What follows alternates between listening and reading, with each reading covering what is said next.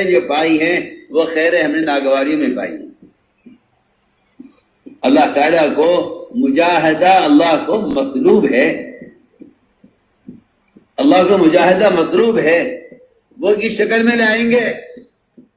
مومن کو چاہیے کہ وہ اللہ تعالیٰ کی طرف سے آنے والے ہر امر پر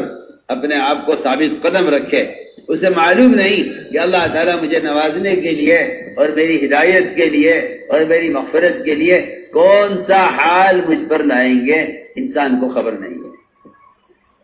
اس لیے ہم اس پر اللہ تعالیٰ کا شکر ادا کریں کہ اے اللہ تیرا فضل ہے کہ تو نے تھوڑا سا کھانے کا، پینے کا، آرام کا نظام متاثر کر دیا۔ تو ہم تجھ سے سوال کرتے ہیں اس خیر کا جو خیر اس تکلیف پر آنے والی ہے، ہم تجھ سے شکایت نہیں کرتے اس تکلیف کی جو تکلیف پیش آئی ہے، ہم سے سوال کرتے اس خیر کا جو خیر اس تکلیف کے بعد آنے والی ہے۔ اس لیے کہ قرآن نے کہا ہے ان مع العسر یسرا، کہ ساری ہدایت کی خیریں وہ اس راستے کی تکالیف پر موقوف ہیں۔ ان مع العسر یسرا، ان مع العسر یسرا 2 مرتبہ فرمایا ہے،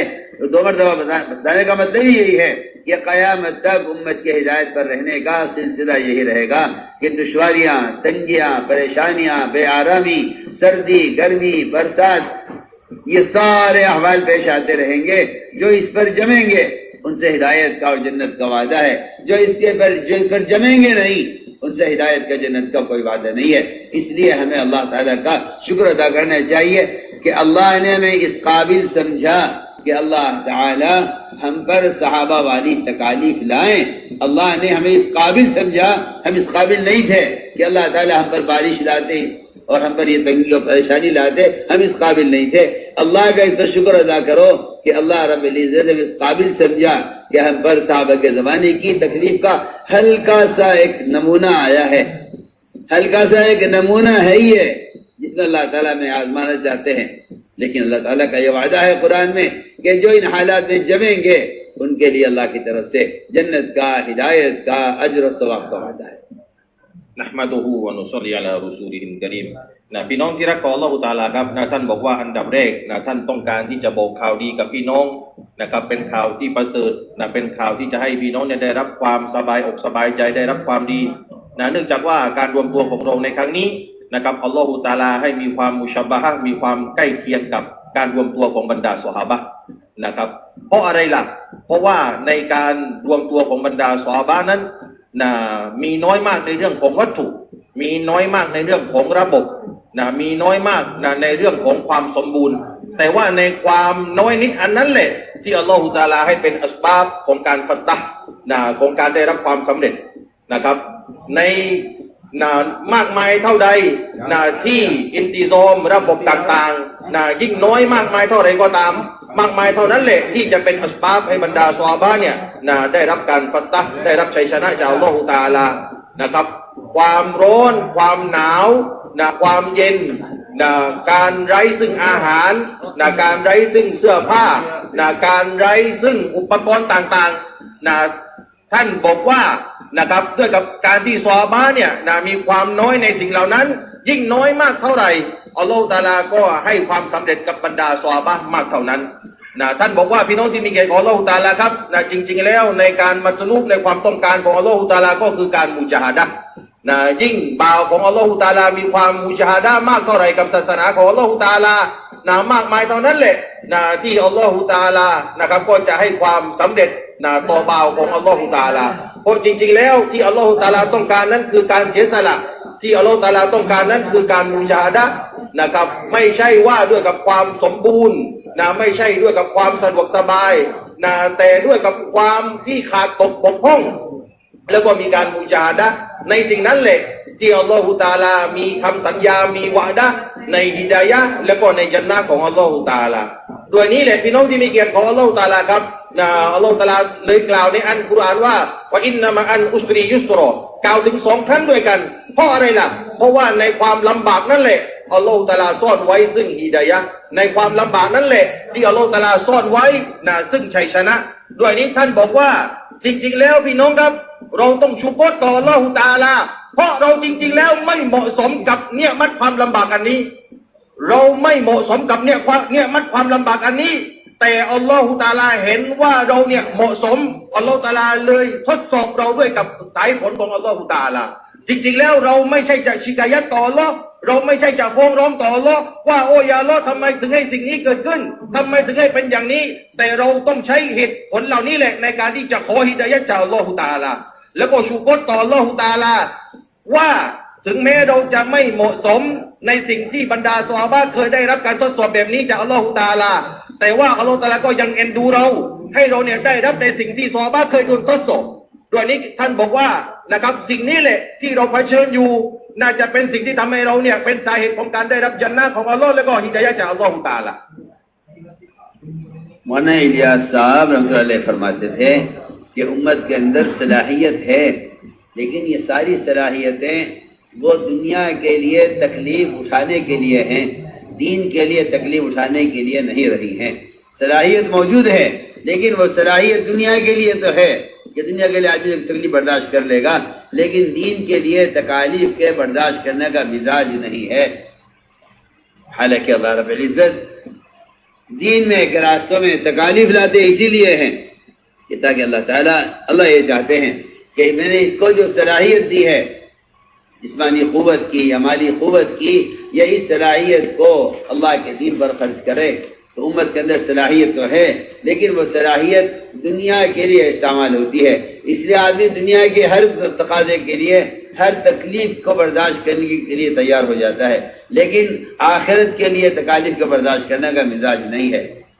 इसलिए मैंने अर्ज किया कि इस रास्ते की तकालीफ पर अल्लाह से हिदायत की मिलने की उम्मीद की जाए और इस रास्ते की तकालीफ पर अल्लाह का शुक्र अदा किया जाए, क्योंकि अल्लाह रब्बुल इज्जत ने हिदायत का जो वादा किया है वो अपने रास्ते की तकालीफ पर किया है।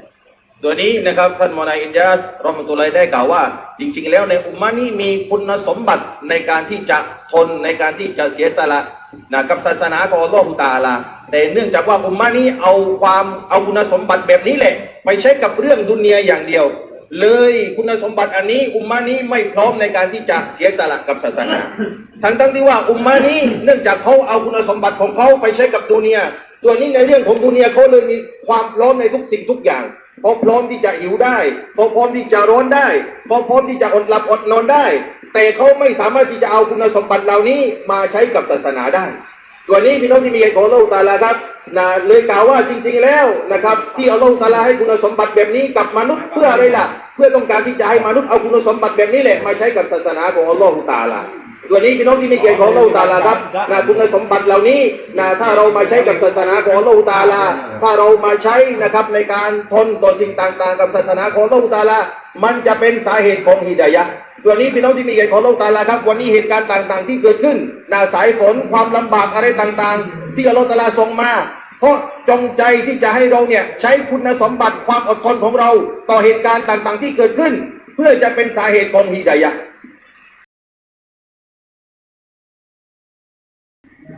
इंसान की फितरत है कि इंसान जिस लाइन में मेहनत करता है इसकी मेहनत से उस पर हकीकत खुल जाती है। इस ज़माने में मुसलमान कायनात और कायनात की शक्लों पर मेहनत कर रहा है, इससे कायनात की मुख्तलिफ चीज़ें इस पर खुल रही हैं। और समझते थे जिस लाइन का मुजाहिदा होता है उसी लाइन का मुकाशफा होता है। इंसान पर वो चीज़ें खुलती हैं जिस लाइन पर इंसान मेहनत करता है। अंबिया अलैहिस्सलाम का जो मेहनत का रुख है, अंबिया की मेहनत का मैदान इंसान है, अंबिया की मेहनत का मैदान इंसान है, लेकिन इस ज़माने के इंसानों ने अंबिया अलैहिस्सलाम के तरीक़े मेहनत को छोड़कर कायनात को, कायनात की शक्लों को मेहनत का मैदान बनाया है। इसलिए ये आखिरत से बिल्कुल गाफिल हैं और दुनिया की जो वक्ती ज़िंदगी है इसको बनाने की कोशिश में लगे हुए हैं। यही वजह है कि कायनात की शक्लों का यकीन और कायनात का दिल में तासुर बैठा हुआ है, क्योंकि इंसान जिस चीज पर मेहनत करता है उस पर उसकी हकीकत खुल जाती है और जिस रुख पर आदमी चलता है उसके मुनाफे आदमी को उसके ताबे कर देते हैं। इसलिए नबी अलैहिस्सलाम ने हर ज़माने में आकर इंसानों की मेहनत के रुख को बदला है। तिजारत का रुख कौम शुएब का, ज़राअत का रुख कौम सालेह का, सनतों का रुख कौम सालेह का, हुकूमत का रुख कौम फिरऔन का, سارے رخوں کو آ کر انبیاء علیہ السلام نے آ کر بدلا ہے، رخ یہ بدلا ہے کہ کائنات اور چیزیں محنت کا میدان نہیں ہے، بلکہ اللہ کے احکام، اللہ کی ذات تک پہنچنا اور اللہ تعالیٰ کے وجود کا دل میں تاثر پیدا کرنا، یہ ہے یہ رخ ڈالا انبیاء علیہ السلام نے آ کر انسانوں کے فکروں کو، ان کے رخ کو کائنات سے خالق کائنات کی طرف پھیرا ہے، انسانوں کے رخ کو کائنات سے خالق کائنات کی طرف پھیرا ہے۔ اس لیے کہ جب کائنات کی ایک شکل نظر آتی ہے تو انسان سمجھتا ہے یہ شکل بڑی ہے، یہ معبود ہوگا، یہ شکل بڑی ہے، یہ معبود ہوگا، یہ شکل اس سے بڑی ہے، معبود ہوگا۔ ابراہیم علیہ السلام نے تمام انسانوں کے رخ کو بدلنے کے لیے اپنے رخ کے بدلنے کا اعلان کیا ہے، فرمایا انی وجہت وجہی للذی فطر السماوات والارض حنیفا وما انا من المشرکین، کہ میں شرک کرنے والے میں سے نہیں ہوں۔ ان کا رخ کیسے درست ہوا؟ ستارہ نظر آیا کہ یہ رب ہو سکتا ہے، چمکدار ہے، چاند نظر آیا، ستارہ غائب ہو گیا، چاند نظر آیا کہ یہ بڑا ہے، یہ رب ہو سکتا ہے، چاند بھی غائب ہو گیا، میں سورج نظر آیا کہ سورج بڑا ہے، یہ سورج رب ہو سکتا ہے۔ میں کہ جتنی کائنات کی شکلیں تھی، کائنات کی شکلوں کا انکار کرتے رہنا یہی اللہ تک پہنچنے کا ایک واحد ذریعہ ہے۔ جو کائنات کی شکل میں الجھ جائے گا وہ اللہ تک پہنچ نہیں سکے گا، جو کائنات کی شکل میں گم ہو جائے گا وہ اللہ تک پہنچ نہیں سکے گا۔ اس لیے بالکل واضح بات ہے، کافر مومن کے درمیان فرق یہ ہے کہ کافر کائنات کی شکلوں میں گم ہے، اور مومن کہ مومن میں تو کائنات آفاق مومن میں گم ہے۔ علامہ اقبال نے جی بات فرمائی ہے، علامہ اقبال فرماتے ہیں کہ کافر کائنات میں گم ہے، چاند میں، سورج میں، ستاروں میں، شکلوں میں گم ہے، اور مومن وہ ہے کہ کائنات مومن کے اندر گم ہے۔ مومن کائنات کی شکلوں کوئی چیز نہیں سمجھتا، بلکہ وہ اس سے بڑھ کر خالق کائنات کو سامنے رکھ کر چلتا ہے۔ اس لیے انبیاء علیہ السلام نے آ کر سب سے پہلے جو محنت کی ہے وہ دلوں کے رخ کو صحیح کرنے کے لیے کلمہ لا الہ الا اللہ، اس کی دعوت کو انبیاء علیہ السلام نے ایک اجتماعی مقصد بنایا۔ آپ ذرا پڑھیے قرآن تو آپ کو پتہ چلے گا کہ انبیاء علیہ السلام کی بعثت کا مقصد اور انبیاء علیہ السلام کا جو مشترک کلمہ ہے، کلمہ لا الہ الا اللہ۔ شریعتیں انبیاء کی مختلف ہیں، کلمہ سب کا مشترک ہے، شریعت سب کی مختلف ہیں، کلمہ سب کا جو ہے، شریعت سب کی مختلف ہیں لیکن کلمہ سب کا مشترک ہے۔ وما ارسلنا من رسول من قبلک من رسول الا نوحی الیہ لا الہ الا انا فاعبدون، کہ انبیاء علیہ السلام کا سب کا کلمہ مشترک ہے، ہر نبی کلمہ لے کر آیا ہے۔ انبیاء علیہ السلام کو پاگل کہلائے جانے کی جو بنیادی سبب ہے، وہ سبب یہ ہے نبیوں کو پاگل کہلائے جانے کا کہ انبیاء علیہ السلام نے کائنات کی ساری شکلوں سے نہ ہونے، محض اللہ کی ذات سے ہونے کی دعوت دی ہے۔ تجارت کی شکلوں میں، زراعت کی شکلوں میں، صنعتوں کی شکلوں میں، حکومتوں کی شکلوں میں، ہتھیاروں کی شکلوں میں، ساری شکلوں کا انکار کیا اللہ کی توحید کو قائم بیان کرنے اور اللہ کا تعارف کرانے کے لیے۔ تو میں عرض کرنا چاہتا ہوں کہ اللہ کے غیر سے اللہ کے رخ جب پھرتا ہے جب اللہ کے ما سوا کا انکار کیا جائے۔ ابراہیم علیہ السلام نے ساری شکل کا انکار کیا، پھر سوال آیا ان بادشاہوں کی شکلوں کا جن کے قبضے میں حکومت، جن کے قبضے میں ملک کا نظام ہوتا ہے، جن کے قبضے میں ملک کا نظام ہوتا ہے، ان کا نمبر آیا۔ نمرود نے کہا کہ رب میں ہوں، کیونکہ رزاق میں ہوں، میں رزق دیتا ہوں۔ انسان کائنات کی جس شکل کو بھی بڑا سمجھ لے گا اس شکل کے تابع ہو جائے گا، کائنات کی جس شکل کو بڑا سمجھ لے گا اس شکل کے تابع ہو جائے گا۔ سوال ہوا ابراہیم علیہ السلام سے، بتاؤ پالنے والا کون ہے؟ ماں نے کہا میں تمہیں پالتی ہوں۔ آدھو کون پالتا ہے؟ کہ مجھے تیرا باپ آدر پالتا ہے۔ آدر کو کون پالتا ہے؟ کہ آدر کو نمرود پالتا ہے۔ نمرود کو کون پالتا ہے؟ یہاں آ کر کفر کا کلام ختم ہو گیا. انہوں نے کہا نمرود رب الارباب ہے، وہ سب کو پالتا ہے. ابراہیم علیہ السلام کے بعد سمجھ نہیں آئی. حضرت فرماتے تھے کہ جب اعضا کے اعتبار سے میں، میری ماں، میرا باپ نمرود اعضا کے اعتبار سے برابر ہیں اور مخلوق ہونے میں برابر ہیں، تو پھر یہ نمرود رب کیسے ہو سکتا ہے؟ جب اعضا کے اعتبار سے ہم برابر ہیں تو نمرود رب کیسے ہو سکتا ہے؟ ابراہیم علیہ السلام کو یہاں سے چڑھ گئی کہ نہیں، نمرود کو پالنے والا کون ہے؟ جتنے حالات میں ابراہیم علیہ السلام پر آئے ہیں ان سارے حالات کا بنیادی سبب ہی یہی ہے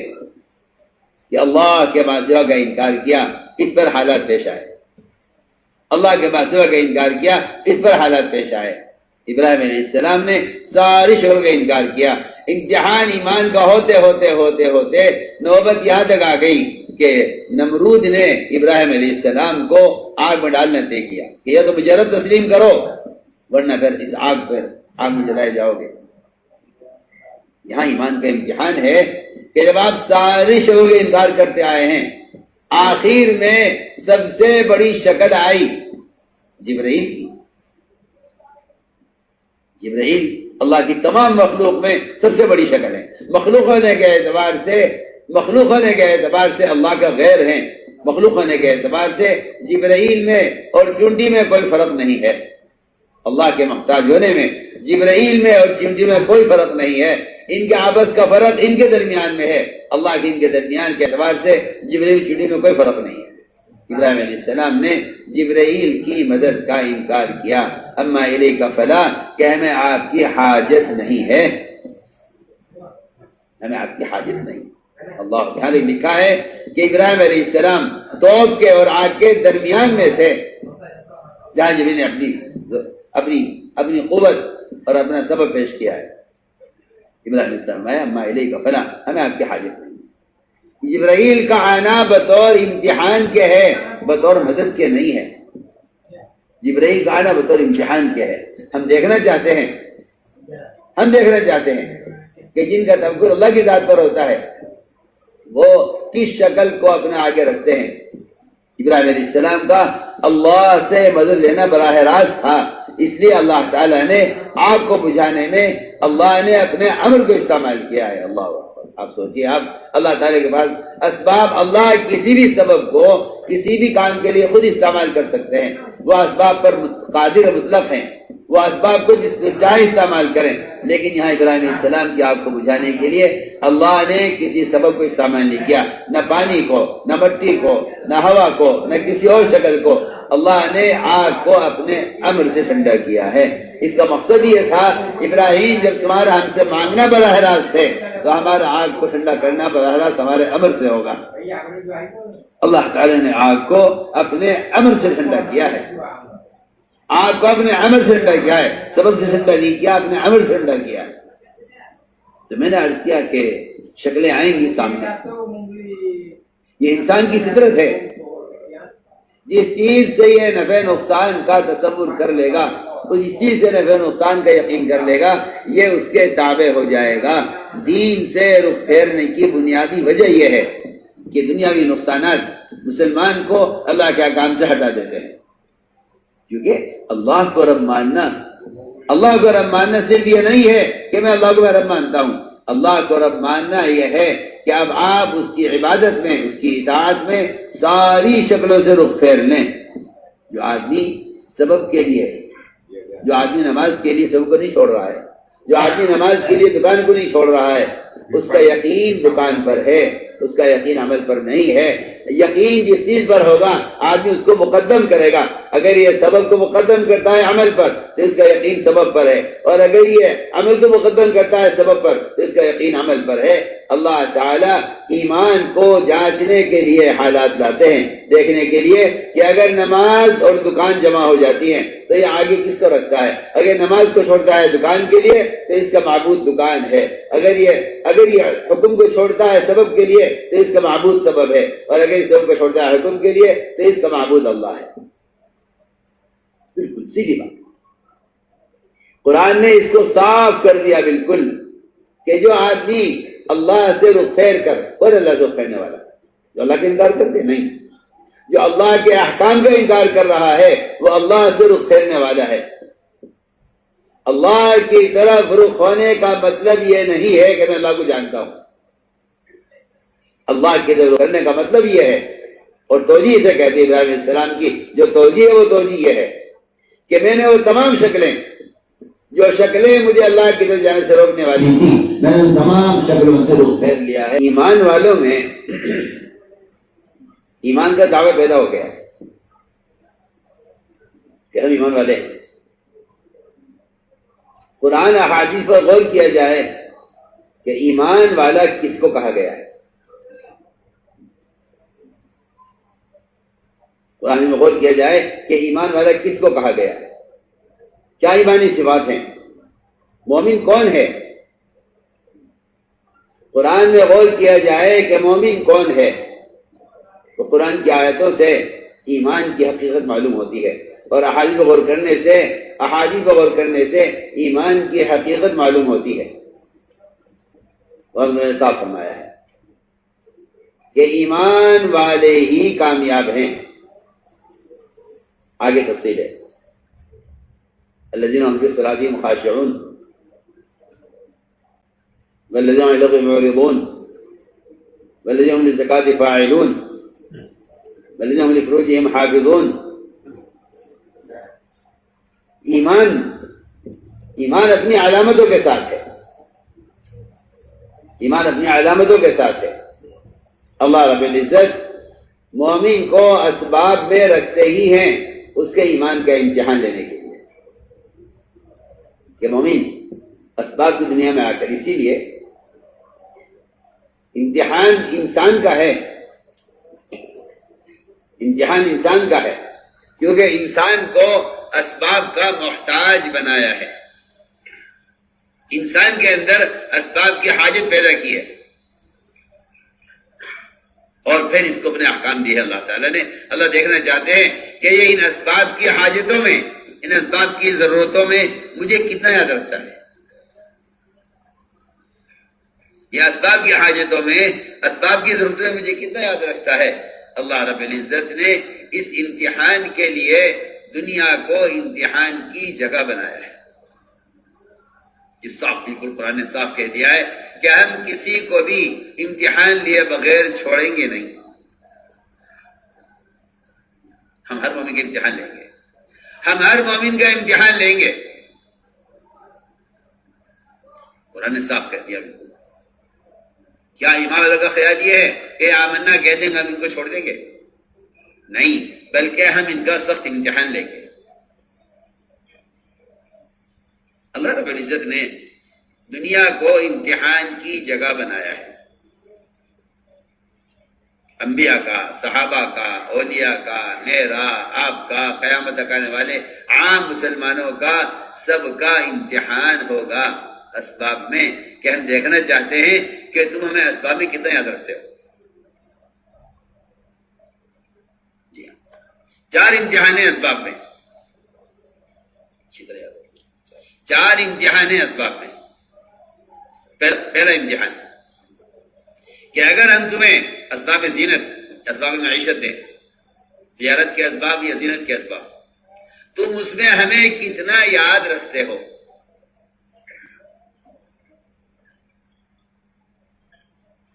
پہلا امتحان، تم اس میں ہمیں کتنا یاد رکھتے ہو۔ تم کوئی عجیب چیز دیکھ کر اس کو دیکھنے میں مشغول ہو جاتے ہو اور ہمیں بھول جاتے ہو۔ پہلا امتحان ہے، میں اس کی مثالیں پیش کروں گا۔ دوسرا امتحان اسباب میں کہ ہم آپ کو سبب دیں گے تجارت کا، حکومت کا، زراعت کا، ملازمت کا، سرمایہ داری کا، سارے اسباب دیں گے، دواؤں کا۔ ہم دیکھیں گے کہ تم ہمیں اس میں کتنا یاد رکھتے ہو۔ 2، تیسری بات یہ ہے کہ اسباب میں ایک امتحان ہی آئے گا کہ اس سبب سے جو فائدہ حاصل ہوا ہے تم اس فائدے کو کدھر منسوب کرتے ہو، اللہ کی طرف منسوب کرتے ہو یا اسباب کی طرف منسوب کرتے ہو۔ چوتھا امتحان یہ آئے گا کہ اس سبب میں جو اللہ کا حکم ہے، تم اسے پورا کرتے ہو یا نہیں کرتے؟ اللہ تعالیٰ کے احکام اسباب میں بکھرے ہوئے ہیں. دنیا میں قیامت تک کوئی سبب ایسا نہیں آئے گا جس سے متعلق قرآن حدیث کے اندر اس سے متعلق حکم نہ ملے. ایسا کوئی سبب نہیں آئے گا. اللہ نے جتنے اسباب بنائے ہیں اب تک اور جتنا آئندہ بنائیں گے، اللہ نے ان سارے اسباب کے ساتھ احکام جوڑے ہیں. تو یہ چار امتحان مجھے عرض کرنے ہیں. آپ اسباب زینت میں آپ ہمیں کتنے یاد رکھتے ہیں؟ سنیے آپ، پہلی بات میں عرض کر رہا ہوں، اسباب زینت، اسباب تجارت، آپ اس میں ہمیں کتنا یاد رکھتے ہیں؟ اللہ تعالیٰ نے یہ امتحان سلیمان علیہ السلام کا لیا. سلیمان علیہ السلام کا امتحان لیا. یہ بہت خوبصورت، انتہائی مزین ایسے گھوڑے اللہ نے پیدا کیے جو سواری کو لے کر ہوا میں اڑتے تھے، پانی پر تیرتے تھے اور راستے پر دوڑتے تھے. ایسے گھوڑے نہ سے پہلے کبھی تھے نہ بعد میں کبھی ہوئے. ہم نے اس امتحان کے لیے پیدا کیے تھے کہ دیکھنا یہ ہے کہ دنیا کا کوئی عجوبہ، دنیا کی کوئی نئی چیز یا دنیا کی کوئی مزین چیز اگر میں اپنے بندوں کو دیتا ہوں تو یہ مجھے اس میں یاد رکھتے ہیں یا میری بنائی ہوئی چیز کو دیکھنے میں مجھے بھول جاتے ہیں.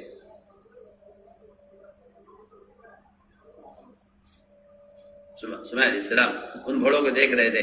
ان پر ہاتھ پھیر رہے تھے اور ان کے بال ریشم زیادہ نرم، ان کی گردن سے ٹیل لگائے کھڑے ہوئے تھے اور اللہ کی قدرت کو دیکھ رہے کہ اللہ کی قدرت دیکھو کہ اللہ تعالیٰ نے کیسے گھوڑے پیدا کیے ہیں. ان کو دیکھنے میں عصر کی نماز قضا ہو گئی.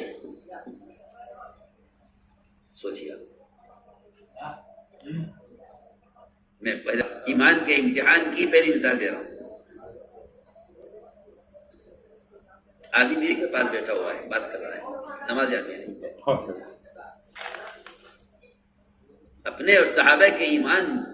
کے بارے میں فرق دیکھو. فرق میں یہ باتیں نہیں ہو سکتی. فرق دیکھو. یہاں بیوی سے بات کرنے میں نماز یاد نہیں رہی. وہاں عبداللہ بن رواحہ رضی اللہ تعالیٰ عنہ بیوی کی گود میں سر رکھ کر لیٹے ہوئے ہیں اور پلسرات پر گزرنے کو اور اس خطرے کو یاد کر کے رو رہے ہیں کہ وہاں سے گزرنا کیسے ہوگا. میں عرض کرتا ہوں، بیوی ہے، اولاد ہے، تجارت ہے، اللہ نے سارے بیان کیا قرآن میں. آباؤکم ابناؤکم ازواجکم عشیرتکم، یہ سب چیزیں ہیں. تم ان سب میں رہ کر ہمیں کتنا یاد رکھتے ہو؟ یہ امتحان ہے سب سے پہلے اسباب میں. ہم نے جو چیزیں تم سے متعلق کی ہیں، تمہیں جن چیزوں سے متعلق کیا ہے، ہم یہ دیکھنا چاہتے ہیں تم ہمیں کتنا یاد رکھتے ہو. سلیمان علیہ السلام گھوڑوں کو دیکھنے مشغول تھے. اثر قضا ہوگا، اثر قضا ہوگا. اس امتحان کی کامیابی یا ناکامی اس پر ہے کہ اگر آپ عصر کی نماز کے قضا ہونے کی وجہ سے غمگین اور پریشان ہیں اور آپ اس پریشانی میں اس چیز کو توڑ کر ختم کر دیں جس نے آپ کی نماز قضا کروائی ہے، پھر تو ہم سمجھ لیں گے کہ آپ کو ہمارے عمل کا زیادہ فکر ہے، ہماری عبادت کا زیادہ فکر ہے. اور اگر آپ یہ کہتے ہیں کہ چلو نماز قضا ہو گئی تو کوئی بات نہیں، باتیں پڑھ لیں گے، تو اس کا مطلب یہ ہے کہ آپ کو عمل کے ظاہر ہونے کا غم نہیں ہے. جنہیں عمل کے ظاہر ہونے کا غم ہوتا ہے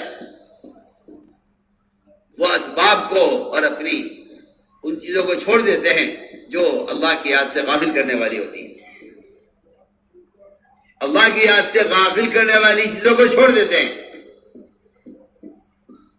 سلیمان علیہ السلام کو جب سے کہا گیا کہ سلیمان عصر قضا ہو گئی، سلیمان علیہ السلام نے تلوار منگوائی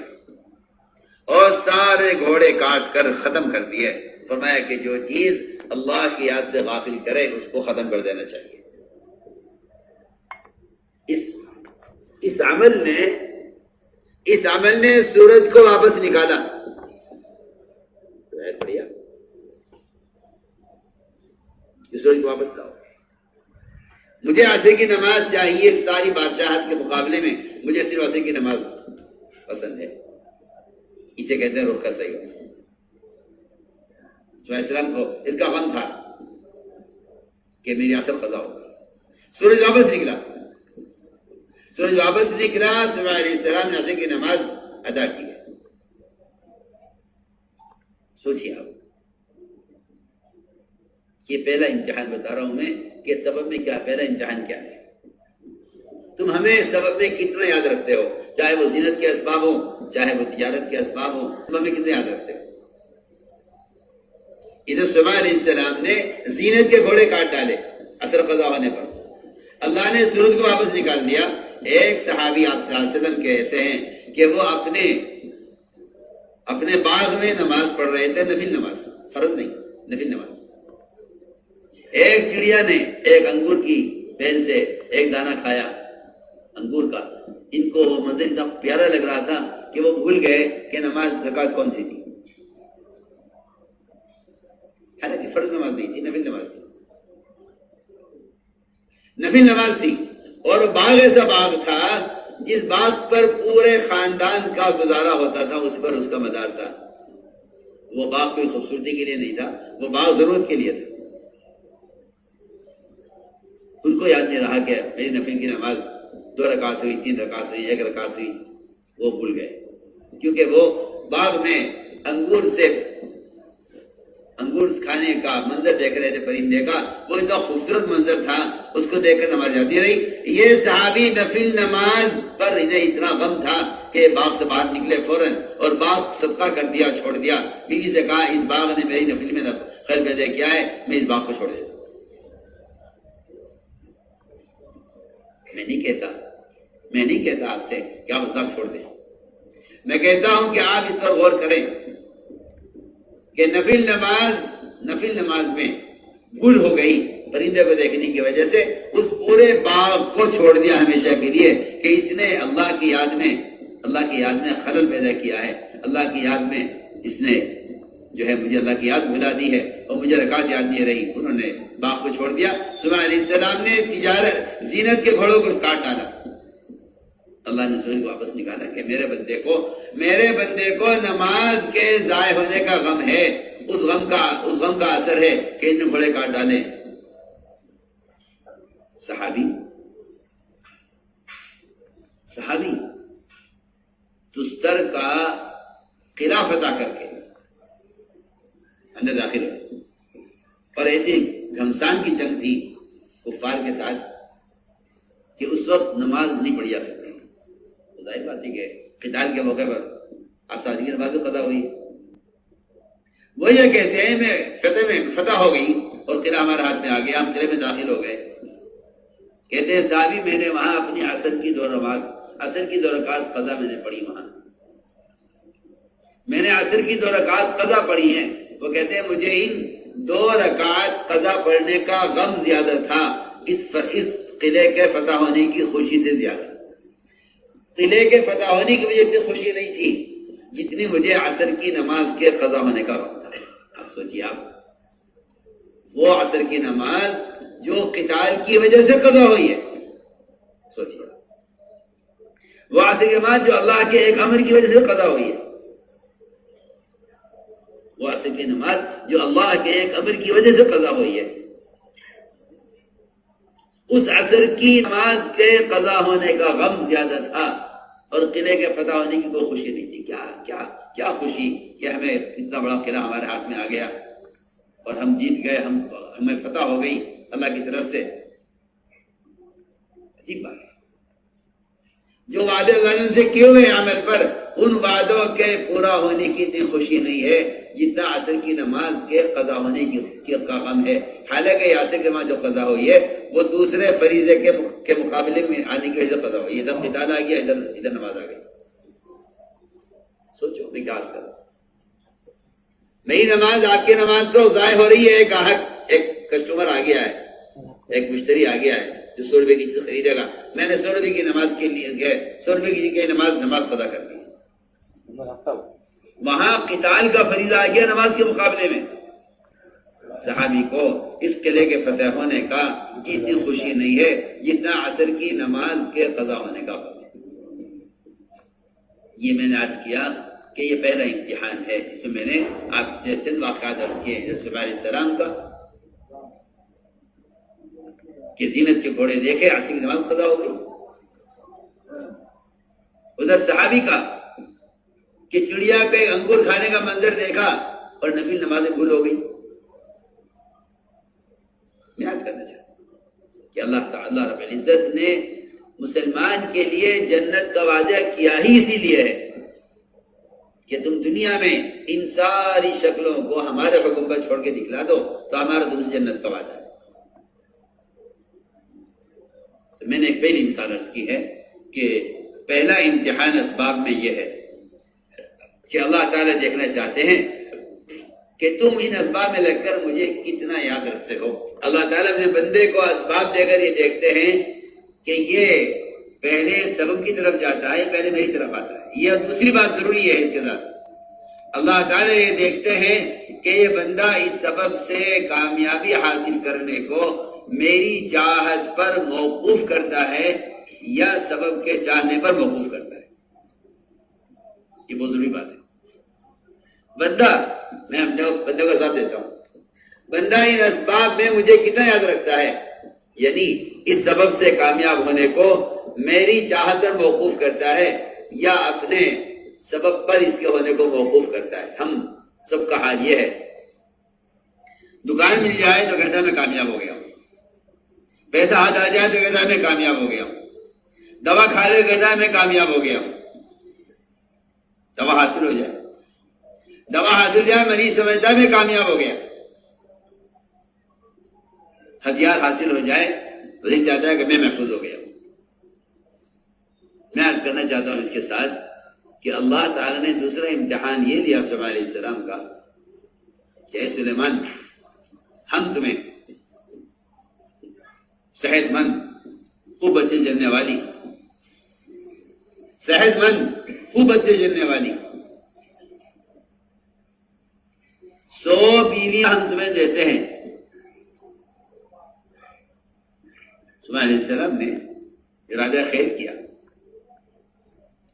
اور یہ فرمایا، بخاری کی روایت ہے، فرمایا کہ میں ان 100 بیویوں سے اللہ کے راستے کے 100 مجاہد گھڑ سوار تیار کرنا چاہتا ہوں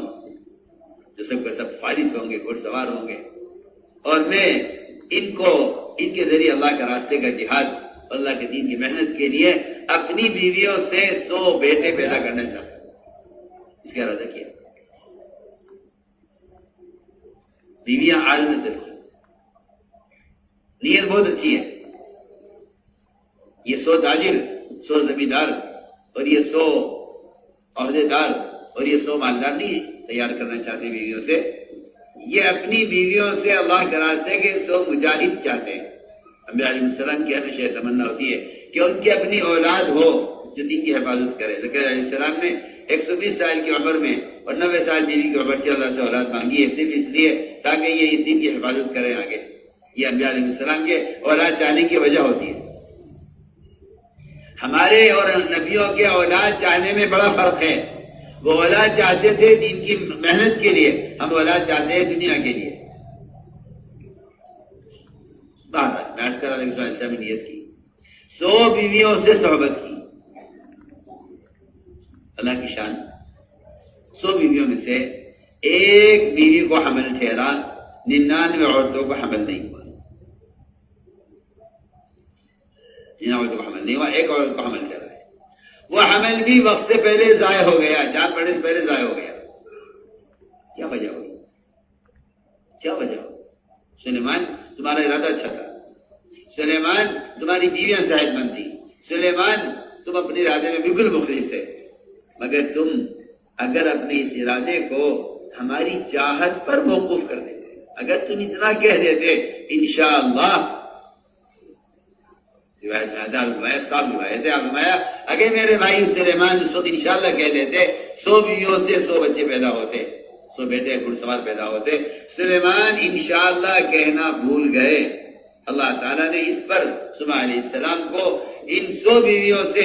ایک بھی اولاد نہیں ہوئی. ایک حمل ٹھہرا وہ بھی اللہ نے اس لیے ضائع کر دیا کہ ہم یہ حمل بھی ہمارے قبضے میں، ہم جب چاہیں ضائع کر دیں.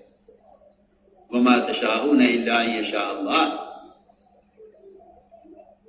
اللہ کا جتنا غیر ہے اس سب کے چاہنے کی نفی، اور صرف سب کچھ کے مقابلے میں اللہ کے چاہنے کا اس بات، یہ معمولی بات نہیں ہے. ہمیں معمولی اسباب حاصل ہو جاتے ہیں، ہم سمجھتے ہیں اللہ اس کام کو ہونا چاہ لیا. اگر بندہ اپنی چاہت کو نبی کی چاہت پر موقوف کر دے، اگر بندہ اپنی چاہت کو اللہ کی چاہت پر موقوف کر دے تو پھر اللہ رب العزت اس پر بندے کے کام کو اپنی قدرت سے پورا کر دیتے ہیں کہ بندے نے مجھے وکیل بنایا ہے، میرے سپرد کیا ہے.